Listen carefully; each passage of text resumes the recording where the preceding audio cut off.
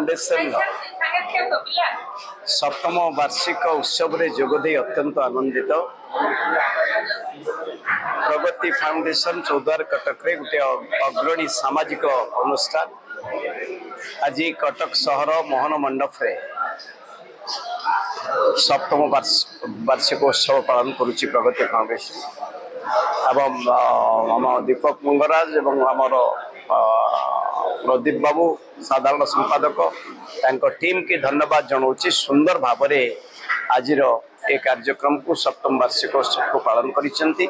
सबुठ आनंदर कथा जे विभिन्न ऑर्गेनाइजेशन को डाकी विभिन्न ऑर्गेनाइजेशन समाज रे जो माने सुंदर भाव सेवा जोगे दे आसुंती जनसाधारण को सेही भली प्राय 20 रु 25 टी ऑर्गेनाइजेशन को डाकी संवर्धित मध्य सेमान को करा जायछि।